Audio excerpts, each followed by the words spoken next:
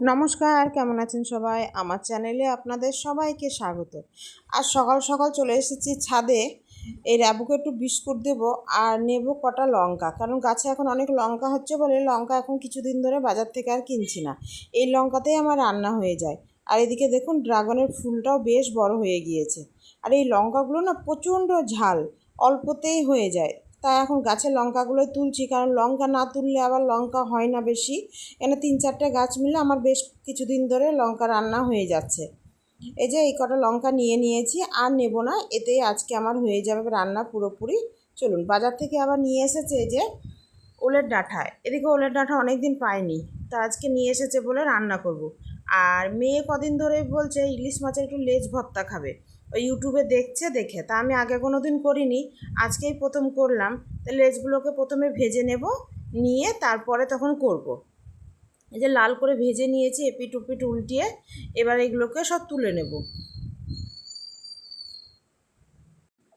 তারপর ঠান্ডা হলে তখন আমি লেজের কাঁটাগুলো ছাড়াবো, কারণ ইলিশ মাছের লেজাতে এমনিতেই খুব কাঁটা থাকে।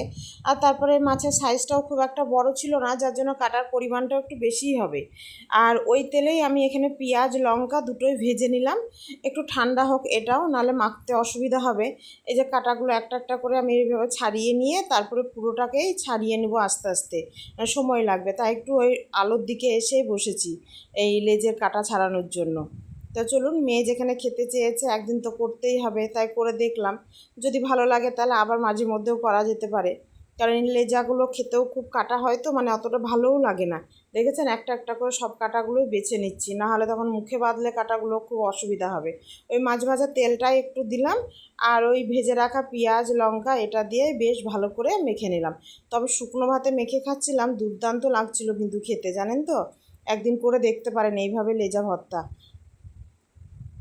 একভাবে তো খাওয়াই হয় সর্ষে ইলিশ সব ইলিশ, এটা একটু অন্যরকম। তো চলুন বাকি রান্নাগুলো এখন সব করে নিই।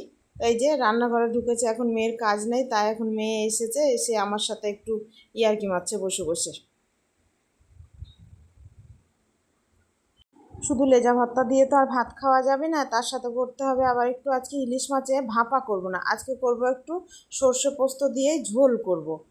আর করব হচ্ছে ওলের ডাঁটাটা। তো ওলের ডাঁটা আমি সাধারণত পটল আর কাঁঠালের বীজ দিয়েই করি, তবে এখন ঘরে কিছুই নাই, কাঁঠালের বীজও নাই আর পটলও নাই, তো আজকে শুধু ওই ইলিশ মাছের মাথা তেলটা দিয়েই করব। ওটা দিয়েও বেশ ভালো লাগে খেতে। আর একটু আলু সিদ্ধ দিতে হবে। ও দাদু আবার ইলিশ মাছ খাবে না বলে ও দাদুর জন্য একটা রুই মাছও রেখেছি, ওনার জন্য একটু রুই মাছ করে দেবো। এটাই আজকেকার রান্না। তো চলুন, এখানে ভাত আর ইলিশ মাছের ঝোলটা বসিয়ে দিয়েছি, এগুলো হোক, তারপরে তখন বাকি কাজ হবে। একটু লবণ হলুদ দিই, কারণ লবণ হলুদটা দিতে ভুলে গেছিলাম। আমার হাতে আবার লবণের পরিমাণটা খুব কম যায়, মানে অল্প করে লবণ দিয়ে দিয়ে এমন অভ্যাস হয়ে গিয়েছে।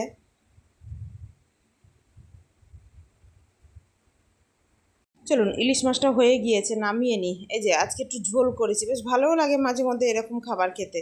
এই যে সব রান্নাই আমার পুরো কমপ্লিট হয়ে গিয়েছে, এবার দুপুর হয়ে গিয়েছে, চলুন খেতে দিয়ে দিই। তাহলে ভিডিওটি আজ এখানেই শেষ করলাম। ভিডিওটি কেমন লাগলো জানাবেন। ভিডিওটি যদি ভালো লেগে থাকে একটি লাইক করে দিবেন আর চ্যানেলটি সাবস্ক্রাইব করে দিয়েন। আসবো আবার নতুন কোনো ভিডিও নিয়ে, ততক্ষণ সকলে ভালো থাকবেন, সুস্থ থাকবেন।